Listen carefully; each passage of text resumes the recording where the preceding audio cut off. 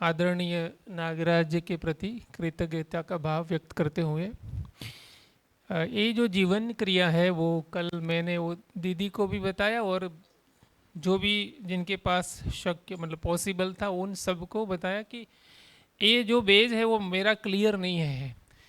मैं सोच रहा था कि ऐसा कोई वीडियो मिल जाए। तो इसका सबसे बड़ा फ़ायदा क्या हुआ कि मैं आज निकला मेरी ऑफिस से, घर से ऑफिस और ऑफिस से, तो मेरी आदत रहती है कि मैं यूट्यूब पे वीडियो चालू करके सुनता रहता हूँ। और यूट्यूब जैसे ओपन किया और जो वीडियो था जीवन विद्या का था, क्लिक किया और शुरुआत जीवन क्रिया से ही हुई। सो और इतना गहराई मतलब क्लियर, सारे जो बिंदु अभी तक जुड़ नहीं रहे थे वो सारे बिंदु जुड़ गए। तो इसको हम पहले लॉ ऑफ अट्रैक्शन कहते थे। अब इसको क्या शब्द है वो मुझे पता नहीं है, लेकिन अच्छा, सही की इच्छा करते ही वातावरण अनुकूल हो जाता है। ये रियली बहुत ही पावरफुल है। ये one of the best achievements for me. Thank you, धन्यवाद। हाँ, तो जीवन क्रिया जो सोम भैया ने अभी लास्ट यहाँ लिया था विसनगर में, वही चीज़ है, मैं अभी शेयर कर देता हूँ। तो भैया के लिए जोरदार तालियां। बाकी अपने दोस्त आ रहे हैं, किचन में है, क्या परिस्थिति है, स्थिति गति क्या है? वल्लभ भाई, ओके। और कोई है जो?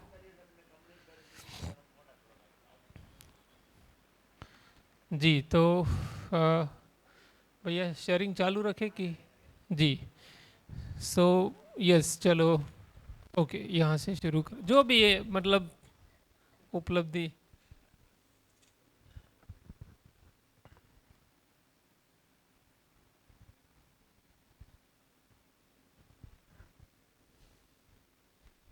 नमस्ते भैया। ये कल गिरा वाला थोड़ा पकड़ में आया भैया कि कैसे है, क्योंकि वो डूबा भीगा तो पकड़ में आता है, पर ये अलग तरीके से आज पकड़ में आया कि ये गिरा कैसे है। हाँ। तो वो भैया पूरा मतलब नियम नियंत्रण संतुलन वाला जो कंसेप्ट इसमें है वो पूरा अच्छे से पकड़ में आया। और एक बात इसमें ये मुझे उसमें थोड़ा सोचने से ये पकड़ में आया कि ये ऐसा क्यों है, क्योंकि व्यापक व्यापक है और इकाइयाँ जो है उसके मूल में जो परमाणु अंश है हाँ। वो भी एक ही है, सब एक एक तरह के ही है। तो वो इतना ऑब्वियस है कि वो इस तरह से पूरक हो सकते हैं, क्योंकि अब तक साइंस में जैसे पढ़ा था उसमें वो न्यूट्रॉन प्रोटॉन अलग अलग, तो वो वहाँ पे संघर्ष की बात आ सकती है, पर इसके मूल में जो परमाणु अंश है वो भी एक है और सभी व्यापक में है। सही बात। तो वो थोड़ा मतलब इससे पकड़ में आया तो अच्छा लगा अभी। बहुत बढ़िया। जी, हेलो। हाँ, नमस्ते भैया। नमस्ते। कल वो एक बात हो रही थी कि किसी एक की गलती की वजह से सबको भुगतना पड़े, मतलब वो चाइना की बात हो रही थी कि कोरोना उसने एक ने फैलाया पर भुगतना पूरी दुनिया को पड़ा। तो उसमें फिर आपने जो रखा था कि सकारात्मक फल सबके साथ फैलता है और नकारात्मक फल नकारात्मकता मानसिकता वाले लोगों से, मतलब जो वो उस माहौल में या उस मानसिकता से होगा उसके उसी को वो पकड़ेगा। मतलब वो एक अच्छा समझ में है कि जो जैसी मानसिकता के साथ है उस माहौल का असर उसमें उस पर होगा। और दूसरा ये जो गिरा का आपने समझाया कि इकाई का इकाई से जुड़ना और व्यापक सत्ता के माध्यम से एक दूसरे से जुड़ना, और इसमें मतलब वो बड़ी बात वो लगी कि दो इकाई जुड़ रही है फिर भी वो अपना इकाईत्व नहीं छोड़ती है। हाँ। मतलब वो जुड़ के भी नहीं जुड़ रही है, मतलब वो एक और वो जो उनका जो जुड़ने का जो तरीका है, मतलब वो एक नियंत्रण पूर्वक जुड़ रही है, स्वनियंत्रण पूर्वक जुड़ रही है और नियंत्रण से जुड़ रही है, और इसका और यही इसका नियम है। भैया ये इकाई में मतलब ये गिरा में समझना था कि गिरा मतलब इकाई से जुड़ रही है, वो गिरा है। तो मतलब वो सहवास भी वही है कि इकाई से जुड़ रही है। सहवास है ये। हाँ सहवास, तो मतलब सहवास ही ये गिरा वो वही गिरा। है कि अलग बिल्कुल है? बिल्कुल। वही है, सहवास है ये, हाँ। सहवास है। ओके। उधर भीगा की बात करेंगे तो वहाँ सहस्तित्व आ जाएगा। ठीक है ना, भीगा मतलब सहस्तित्व। ऐसे भीगा डूबा घिरा तीनों ही सहस्तित्व है, पर उसको अगर अपन सिर्फ घिरा की बात करेंगे तो फिर वो सहवास हो सहवास। जाएगा।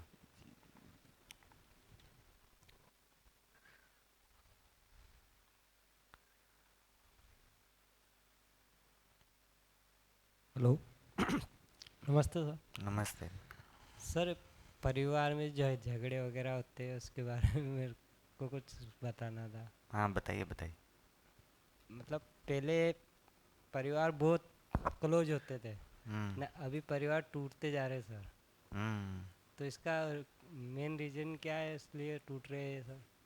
हम्म। क्या है मेन रीजन, क्या है बताइए। क्या समझ में आया 5-6 दिन में? परिवार के बारे में समझ ना पा रहा था, मतलब हम्म। अगदी मतलब मध्य परिवार में संबंध में मतभेद हो रहा है। हाँ। भाई बहन अब एक दूसरे को भाई भाई नहीं समझ पा रहे हैं हम्म। कि माता पुत्र में भी विवाद हो रहा है सर। हम्म। इसके लिए ठीक बात है। जी। पहले क्या होता था, लोगों को बहुत एक्सपोजर नहीं रहता था, है ना। हाँ सर। एक छोटा सा जिंदगी जीते थे। अभी क्या है, लोगों को एक्सपोजर बहुत ज़्यादा हो गया है ना। हर आदमी को जो है सारे दुनिया भर की सूचनाएं पहुंचती है ना। जैसे टीवी पे भी एक ही चैनल आता था, है ना। उस पे भी जो है शायद 24 घंटे वो भी नहीं आता था ना, बीच बीच में वो 2-3 घंटे तो मच्छर ही आते रहते थे उसमें, है ना। ऐसे रहता था ना।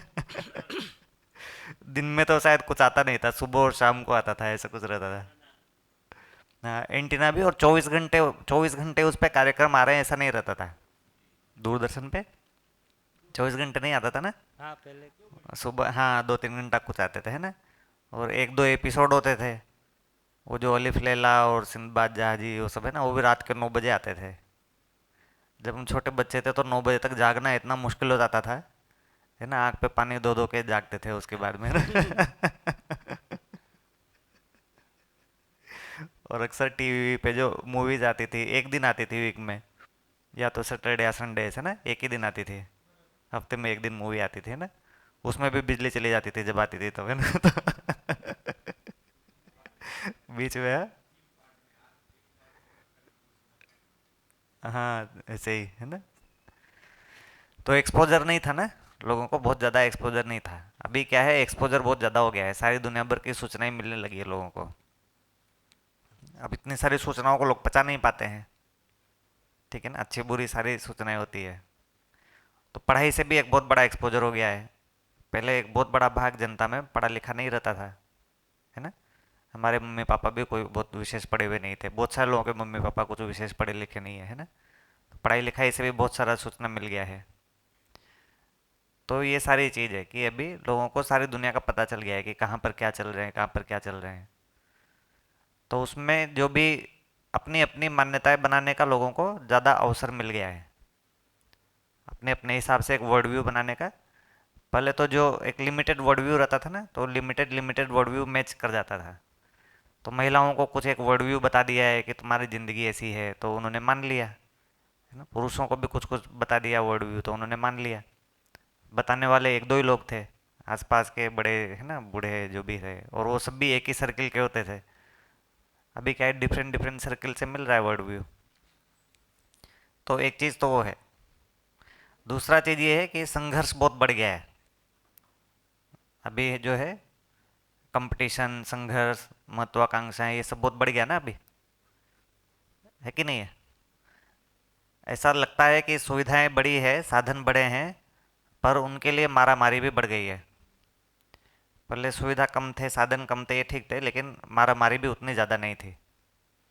ऐसा है ना, सुविधा साधन कम थे पर मारा मारी भी कम थी, है ना। तो सुविधाएं और साधन बढ़ गए हैं, पर उनके लिए मारा मारी भी बढ़ गई है, संघर्ष बहुत ज़्यादा बढ़ गया है अभी, ठीक है ना। जितनी अनुपात में सुविधा साधन बढ़े हैं, उससे ज़्यादा अनुपात में आदमी का लालच बढ़ गया है। ठीक है ना। और उसी के साथ में जितना ज़्यादा आदमी भौतिकवादी हो रहा है उतना ज़्यादा उसकी संवेदनशीलता भी कम होती जा रही है। संवेदनशीलता कम होती जा रही है ना। अभी हम लोग ज़्यादा संवेदनहीन ज़्यादा होते जा रहे हैं, तो ये सब समस्याएं रही है। तर्क आदमी के अंदर ज़्यादा आ गया है, अभी ज़्यादा क्वेश्चन करते हैं, ठीक है ना। तो ये सब चीज़ें होती जा रही है। तो मानकर, कुल मिला के मानकर जो ढांचा खाचा चल रहा था आदर्शवादी विधि से, धर्म वाली विधि से, क्या है, मानकर चल रहा था बहुत सारा चीज़। बड़े का ऐसा सम्मान करना चाहिए, है ना, छोटे का ऐसा करना चाहिए, महिला को ऐसा रहना चाहिए, पुरुष को ऐसा रहना, ऐसा बहुत सारे थे ना। अभी ये सब चीज़ें काम नहीं कर रही है ना, इसलिए तो अभी क्या काम करेगा कि इन सारी चीज़ को जानना पड़ेगा, अपन को पूरा जानना पड़ेगा, ठीक है ना। कल्पनाशीलता ज़्यादा लगा रहे हैं अभी मानव, ज़्यादा सोच रहे हैं ना। पहले इतना ज़्यादा सोचते नहीं थे, इतने ज़्यादा सोचते नहीं थे, इसलिए टेंशन भी कम रहता था। अभी जो है इतना ज़्यादा सोच रहे हैं तो फिर अब जब सोचने निकले तो फिर पूरा सोचना पड़ेगा। जब नहीं सोच रहे तब तो ठीक है ना, कम सोचने से भी काम चल जाएगा, पर जब सोचना शुरू कर दिए तो फिर पूरा सोचना पड़ेगा ना, ठीक है ना। तो जैसे डब्बे में आटा भर के रखा हुआ है ना, अब जब तक रखा हुआ है तब तक ठीक ही है। अब हमने उसको गीला कर दिया, अब गीला कर दिया मतलब अब तो उसको रोटी बनाने तक पहुंचाना पड़ेगा ना, है कि नहीं, है ना। तो ट्रांजिशन में ऐसे ही रहता है, जैसे अपना घर है सारा एक जैसा एक सेटअप बना हुआ है, अब हम उसका रिनोवेशन कराते हैं, तो रिनोवेशन कराते हैं तो बीच में ट्रांजिशन स्टेट में समस्या होती है ना बहुत सारी।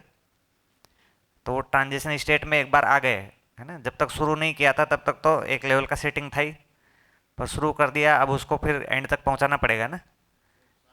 हाँ हाँ, एंड तक पहुंचाना पड़ेगा। तो कुल मिला के एक यथा स्थिति से दूसरी यथा स्थिति तक पहुंचने के बीच में हम लोग कहीं, ठीक है ना। मन के आधार पर बहुत सारा आदर्शवाद ने चलाया, भौतिकवाद ने उसको वृत्ति पे पहुंचा दिया, अब चित्त पे पहुंचा नहीं है तो समस्या तो रहेगी सही, ठीक है ना। सोचना शुरू कर दिए लोग तो उसको कहीं कंक्लूड करना पड़ेगा। हाँ, कुछ रख रहे हैं, रखे। जी भैया, अभी ये शेयरिंग में से मुझे आया कि बहुत सारे लोग इंक्लूडिंग मैं भी उसमें हूँ कि जैसे मेरी गाड़ी है तो गाड़ी के बारे में मेरा संबंध में ऐसा मतलब कि ये गाड़ी एक लगाव रहता है, कैसे कि इस गाड़ी ने कभी भी मुझे रास्ते में, होता है ऐसा, हाँ, नहीं रखा। तो ये है, फिर अभी ये रोशनी में मुझे अभी इसी क्षण ये समझ में आ रहा है, क्योंकि वो नियम से चलती है, रास्ते में नहीं उसने रोका या उसकी वजह से मैं नहीं रुका। इसका मीनिंग गाड़ी का जो धर्म या जो भी है वो नियमित निरंतर है, इसलिए मेरा ये भाव बना रहता है। तो ये अभी वो लिंक हो रहा है, जो निरंतर वो भव की स्वीकृति, भव क्या जो निरंतर हमेशा है। सो क्यों ऐसा हो रहा था गाड़ी के प्रति और संबंध में क्यों नहीं ऐसा, ये क्लैरिटी अभी मुझे इसी वक्त आ रही है। धन्यवाद। ठीक बात है।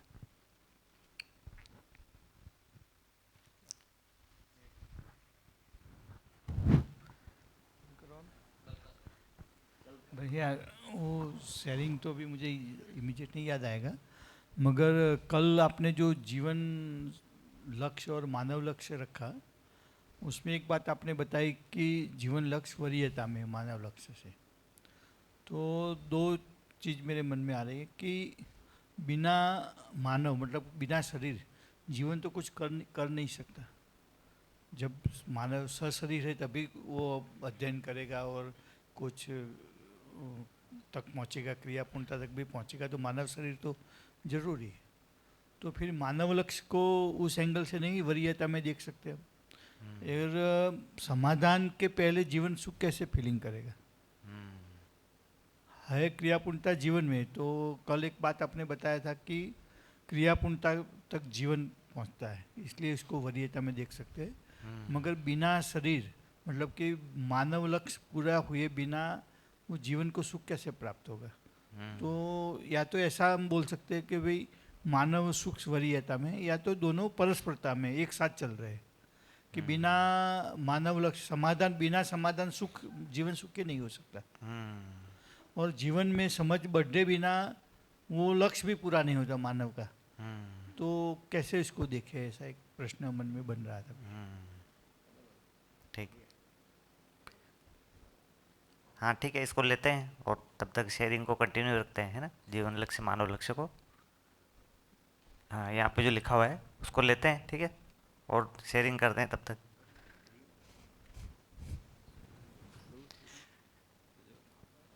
कल क्या अपन को नई चीज पता चली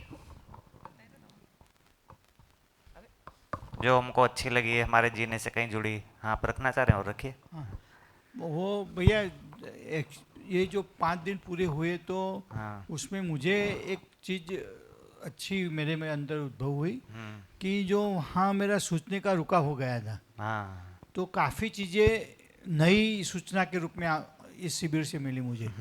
तो इसके ऊपर मेरा सोच विचार अभी चालू हुआ। तो एक ऐसा लगता है कि एक स्टॉपेज आ गया था, मैं उतर गया था, तो अभी फिर से वो सोचने की गाड़ी में बैठ गया, ऐसा मैं फील कर रहा हूँ। क्योंकि एक सेचुरेशन आ गया था कि भाई ठीक है, अभी पूरी सूचना आ गई है, संबंध ये है, ये है, वो है, तो आगे सोचने का कोई मुद्दा मिलता नहीं था। इसलिए मैं अंदर ऐसा फील कर मैं रुका हुआ हूँ। तो काफ़ी कुछ मैं ऐसा एक साथ नहीं रख सकता, क्या क्या चीज़ें मुझे मिली, इतना याद नहीं रहता है। तो मगर सबसे बड़ा उपलब्धि मेरा तो यही है 5 दिन में कि मुझे सोचने का जो बूस्टर मिल गया, आगे सोचने का, ये सबसे बड़ी उपलब्धि है मेरे लिए। बहुत बढ़िया। तो समस्या यही है कि जो बिना समझदार हुए समझ के गाड़ी कहीं पर रुक गई है ना, तो ये सबसे बड़ी समस्या है ना भाई। ऐसा तो लग नहीं रहा कि अनुभव हो गया है, और ऐसा भी लग नहीं रहा कि भाई, है ना, अभी आगे कुछ बढ़ रहे हैं। तो ये मुख्य समस्या है, ठीक है ना। तो आगे जो है बढ़ने के अपन को, अगर ऐसा लग रहा है अपनी ज़िंदगी ऐसी चल रही है कि रोज़ मुझे कुछ ना कुछ समझ में आ रहा है ना, या इस पूरे हफ्ते में मुझे कुछ ना कुछ समझ में आ रहा है, तो गाड़ी ठीक चल रही है, ठीक है ना। और अगर ऐसा लग रहा है कि भाई कहीं स्टॉप हो गया है ना, उसी चीज़ को दोबारा सोच रहे हैं, इसका मतलब हम ठीक तरह से नहीं चल रहे हैं, ठीक है ना। तो मुझे ऐसा लगता है कि मुझे रोज़ ही कुछ ना कुछ समझ में आता है, ऐसा कुछ चलता रहता है। जैसे ये जो शिविर है, इसमें बहुत सारा चीज़ मैंने पहली बार ही रखा है। क्या बात?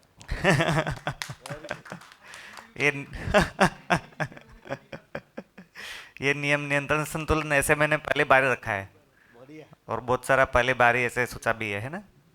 बहुत सारा किसी और तरह से सोचा हुआ था, उसको किसी और तरह से अलाइन करके, और उसमें कुछ नया जुड़ गया। तो अध्ययन हमारा ठीक चल रहा है, मतलब हमको ऐसी उपलब्धियां बन नहीं रही है, ठीक है ना। तो बाबा जी ऐसा बोलते थे कि समय को मत देखो, उपलब्धि को देखो, ठीक है ना। तो उपलब्धि जब नहीं हो रही है ना, फिर समय दिखाई देता है हमको, ठीक है ना। इतना टाइम गुजर गया, कुछ हुआ नहीं है ना। कठिन समय नहीं कटता। उपलब्धि हो रही है तो फिर समय नहीं दिखाई देता है ना। फिर उसमें ये भी आता है कि 15 साल हो गया अनुभव नहीं हुआ, 20 साल हो गया अनुभव नहीं हुआ, 25 साल हो गया अनुभव नहीं हुआ, है ना। सही है। मान लो रोज अपनी समझ में कुछ ना कुछ बढ़ रहा है, तो ऐसा कोई टेंशन नहीं है ना, ठीक है ना। तो अपन को उपलब्धि नहीं हो रही है, तो फिर अपन को उसको जांचना चाहिए, क्यों उपलब्धि नहीं हो रही है। उपलब्धि नहीं हो रही है मतलब कुछ गड़बड़ हो रहा है ना, ठीक है ना। सर नमस्कार। पहले तो एक बात मैं बोलना चाहूँगी कि भाई हमारे में एक दुआ है कि भाई गुरु गोविंद दोनों साथ चढ़े किसको लागू पाए। तो आज जाके पहली बार गुरु की एक महत्व पता चला। क्योंकि अभी तक क्या है कि माता पिता ने जन्म दिया, कई टीचर ने पढ़ाया, तो फिर मेरा तो ऐसा इमेज मेरा तो ऐसा इमेज बनता रहता। मेरी मम्मी के हमेशा कंप्लेन जाती है कि आपकी बेटियाँ पता नहीं कैसी है, क्योंकि मेरा हमेशा टीचर से ऐसा झगड़ा, क्योंकि मैं जो जानना चाहती थी वो बताते ही नहीं थे, तो फिर उसमें अगेंस्ट हो जाते, फिर पूरा साल दोनों का युद्ध ही चलता रहता। तो आज जाके आप जो मेरे को समझना था वो यहाँ समझ में चुकी हूँ। तो अभी पता चला कि क्यों सबसे ज़्यादा ऊपर बैठाया है गुरु को, क्योंकि जन्म तो दे देते हैं लेकिन उसका जो जीवन जागृति का क्रम है वहाँ से मिलता है। तो ठीक बात है। ये एक बात बतानी थी। दूसरी बात मुझे वो कल पता चली और अच्छा भी लगा, क्योंकि हर एक कोई बोलते આપણો આપણો માનવ જીવન આમ પછી કે આપણા તો જીવનમાં કાંઈ ના કર્યું, तो कल जाके अब एक कोटि स्थिर हुई कि भाई हम मानव कहाँ तक है, फिर हमारा जीवन, फिर आत्मा कहाँ तक है। तो बोलने में जो आता था तो वो जनरल ही आता था कि भाई हम मानव है, हम आत्मा रूप है। तो हम आत्मा रूप है तो कब है, हम मानव है तो कब है, जीवन है तो कब है। वो सबसे बड़ी बात मुझे ऐसे खुली दर्शन में कि अब मैं खुद के लिए भी कुछ बात बोलूँगी तो मैं अपने आप को भी मानव का बोलती हूँ कि क्या बोलती हूँ मैं सोच के बोलूँगी। तो ये सबसे बड़ी बात अच्छी लगी। और सबसे दूसरी बात कल खोली कि भाई घिरा कि भाई व्यापक सत्ता के माध्यम से इकाई दूसरी इकाई से जुड़ती है। तो वो जाके परिवार में भी देखा, समाज में देखा कि वो इकाई के रूप में मैं अपने आप को सबको देखती हूँ। तो कि भाई कि नियंत्रण तो वो अपने आप में ही उपलब्ध है। वो पहले तो स्वयं नियंत्रित है और उसमें वो उपलब्धि बनी ही हुई है, उसमें देना नहीं पड़ता किसी को। स्वयं में नियंत्रित होते हुए दूसरे के साथ व्यवस्था में जुड़ती है। बराबर ना सर? तो ये बहुत अच्छा है कि मानो कि हम किसी को नियंत्रित करने जाते हैं तो उसमें क्या हो जाता है कि उसको फिर अपने आप में प्रॉब्लम देखना शुरू हो जाता है कि मुझे ये क्यों नियंत्रित कर रहा है। तो उसकी जो काम करने की जो गुणवत्ता है कम होती जाती रहती है। तो स्वयं नियंत्रित नहीं होते हुए दूसरे को नियंत्रित करते हैं तो ये भी एक प्रॉब्लम शुरू हो जाता है। उसका जो गुण का लेवल है वो कम से कम और वो उसके बैक ऑफ माइंड में कुछ ना कुछ हमारे लिए चलता ही रहता है। जैसे मैं किसी के लिए करती हूँ तो हम भी किसी को बोलते हैं तो वो उसके हम गीता ज्ञान कोई भी दे दो लेकिन वो बैक माइंड में तो चलता ही रहता है कि हमारा स्टेज कहाँ है, क्योंकि सबको पता होता है कि हमारा स्टेज कहाँ है हमको छोड़ के। तो फिर तो इस स्वयं नियंत्रित होना वो सबसे बड़ी बात लगी और नियंत्रित होते हुए उसमें जाना है वो सबसे बड़ी बात है और उसमें ही व्यवस्था बनी रहती है। और दूसरी बात ये थोड़ा मैं भूल गई कि